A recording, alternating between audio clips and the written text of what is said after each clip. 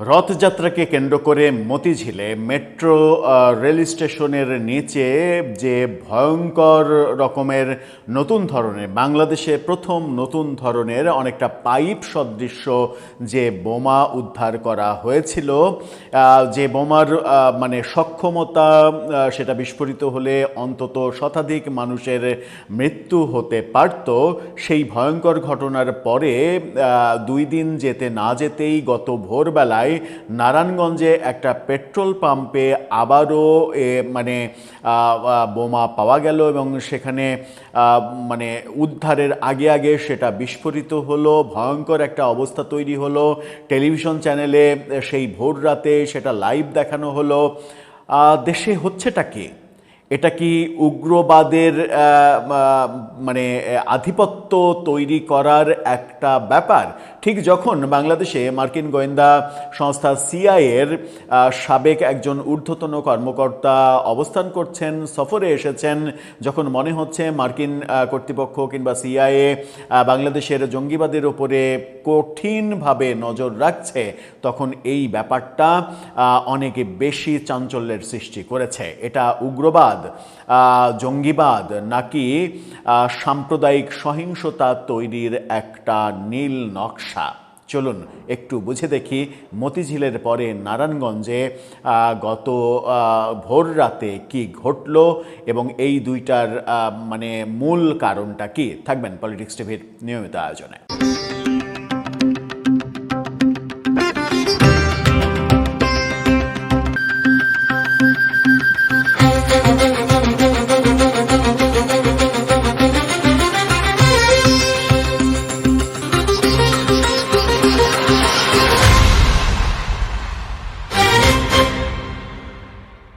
দর্শক, বলছিলাম এমনিতেই প্রশ্ন উঠেছে যে এই যে মতিঝিলের ঘটনা, এই ঘটনা মানে একটা সাম্প্রদায়িক চক্রান্ত কিনা, সাম্প্রদায়িক উস্কানি দেয়া কিংবা সাম্প্রদায়িক সম্প্রীতি নষ্ট করার ব্যাপার কিনা। এবং এটা নিয়ে ইন্ডিপেন্ডেন্ট টেলিভিশন একটা নিউজও তৈরি করেছে। তাদের এই ফটোকার্ডটা দেখে নিন। তারা বলছে মতিঝিলের ঘটনা সাম্প্রদায়িক চক্রান্ত কিনা খতিয়ে দেখছে পুলিশ। অর্থাৎ পুলিশ এই ইনভেস্টিগেশনে নেমে পড়েছে যে এটা সাম্প্রদায়িক চক্রান্ত কিনা। আপনি চিন্তা করেন যে যে রাস্তা দিয়ে রথের মানে মিছিল যাবে, রথযাত্রার লোকজন যাবে, রথ নিয়ে যাবে, সেই রাস্তাতে মানে ছাতা সদৃশ্য একটা বোমা, পাইপ বোমা, এবং মানে এটা ভয়ঙ্কর একটা ব্যাপার, যেটার সক্ষমতা মানে 100 জনের উপরে প্রাণহানি ঘটাতে পারে। কিন্তু আমাদের সৌভাগ্য যে সেটা বিস্ফোরণের ঘটনা ঘটেনি। যে রাস্তায় রথ যাবে সেই রাস্তায় এটা পেতে রাখার পেছনে অতি অবশ্যই সাম্প্রদায়িক ব্যাপার যুক্ত থাকতে পারে। পুলিশ খুবই স্বাভাবিকভাবে প্রাসঙ্গিক কারণেই এই তদন্তে নেমেছে। আমার মনে হয় যে এই তদন্ত ব্যাপারটা খুব দ্রুত শেষ করে এই ব্যাপারগুলো ওপেন করে দেয়া উচিত, অথবা এটার পেছনে যারা দায়ী তাদেরকে নির্মূল করতে হবে সরকারকে যে কোনো মূল্যে।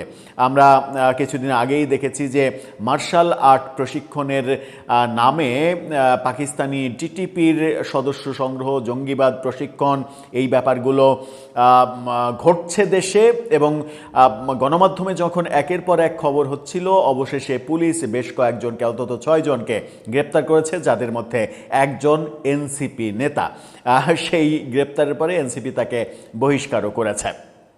এই ঘটনাগুলো স্বাভাবিক কোনো বার্তা দিচ্ছে না। আবার গত রাতে ভোরবেলা নারায়ণগঞ্জে যেটা ঘটলো, দেশ টেলিভিশন লাইভ করেছিল, দেশ টেলিভিশনের এই খবরটা দেখে নিন। সেখানে বলা হচ্ছে নারায়ণগঞ্জে বোমা আতঙ্ক, ফিলিং স্টেশনে সন্দেহজনক ব্যাগ ঘিরে নিরাপত্তা বলয়। এবং সেই লাইভেই আমরা জেনেছি যে যখন বোম ডিসপোজাল ইউনিট গিয়েছে উদ্ধার করতে যাবে, ঠিক সেই সময় বিকট শব্দে সেটা বিস্ফোরিত হয় এবং তারপরে সেটা উদ্ধার করে আরও যেগুলো ছিল সেগুলো নিষ্ক্রিয় করা হয়। এখানে যেটা বলা হচ্ছে গণমাধ্যমের রিপোর্ট অনুযায়ী, নারায়ণগঞ্জ জেলার কাঁচপুরে ইউনাইটেড ফিলিং স্টেশন নামের পেট্রোল পাম্পে বোমা সদৃশ্য একটি বস্তু পাওয়া গেলে তাৎক্ষণিক পুলিশকে খবর দেওয়া হয়। পরবর্তীতে বোম ডিসপোজাল ইউনিট এসে এটিকে নিষ্ক্রিয় করার সময় বিকট শব্দ হয় বলে দেশ টিভির দাবি।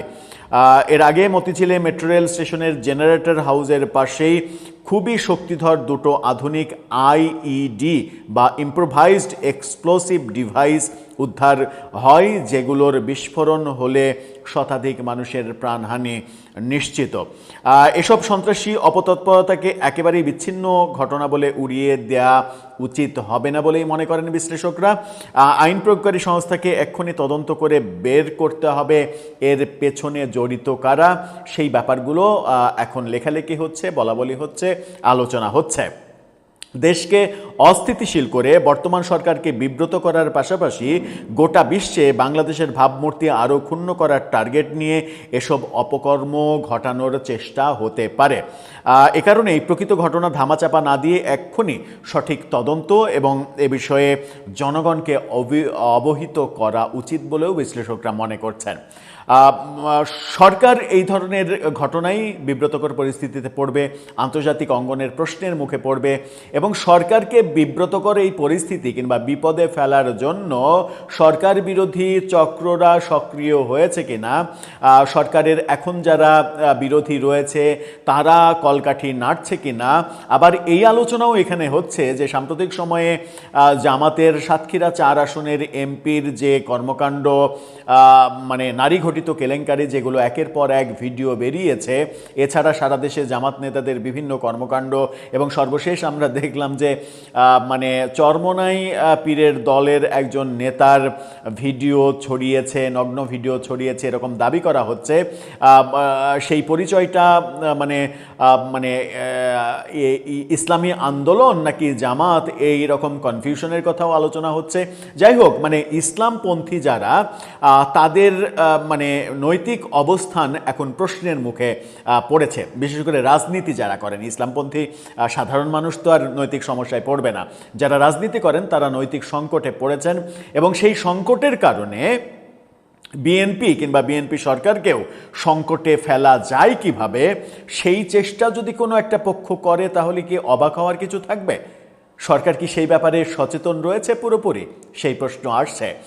বাংলাদেশের ব্যাপারে সিআইএ, বাংলাদেশের উগ্রবাদ জঙ্গিবাদ, এই ব্যাপারে মানে কঠিন মানে তদন্ত করছে এবং নজর রাখছে, এই ব্যাপারগুলোও আলোচনা হচ্ছে। এবং সিআইএর একজন সাবেক ঊর্ধ্বতন কর্মকর্তা বাংলাদেশে যখন অবস্থান করছেন, সফরে এসেছেন, সেটা নিয়ে এক ধরনের গোপন চাঞ্চল্য চলছে রাজনৈতিক অঙ্গনে এবং বিশ্লেষকরা নানাভাবে বলছেন, গণমাধ্যমে খবর হচ্ছে। ঠিক সেই সময় এই ঘটনাগুলো খুব একটা শুভ ইঙ্গিত দিচ্ছে না। বিএনপিকে প্রমাণ করতে হবে যে বিএনপি আসলেই এই জঙ্গিবাদের উত্থানের যে ব্যাপারটা, এর আগে অভিযোগ ছিল কিংবা অভিযোগ করার চেষ্টা করেছেন অনেকে। 2001 থেকে 2006 ব্যাপারটা আমরা অনেকখানি সত্যে পরিণতও হতে দেখেছি বাংলা ভাই শায়ক আব্দুর রহমানদের উত্থানের মাধ্যমে। যদিও বিএনপি দৃঢ়তার সঙ্গে তাদেরকে গ্রেপ্তার করেছিল, গ্রেপ্তার করে কারাগারে নিয়েছে, পরবর্তীতে 111-এর সরকারের সময় তাদের মৃত্যুদণ্ড কার্যকর হয়েছে। ব্যাপারগুলো পজিটিভই বলা যায়। কিন্তু এই যে উত্থান পর্ব শুরু হওয়া, এটাকে যদি বিএনপি থামাতে না পারে তাহলে আবারও 2005 থেকে 2006-এর ওই সিচুয়েশন যদি ফিরে আসে, চরম বিতর্কের মুখে কিন্তু তাদেরকে পড়তে হবে। দর্শক, আপনার মতামত কি এই ব্যাপারে? কি হচ্ছে দেশে? আপনার মতামত জানিয়ে লিখতে পারেন আমাদের কমেন্ট বক্সে।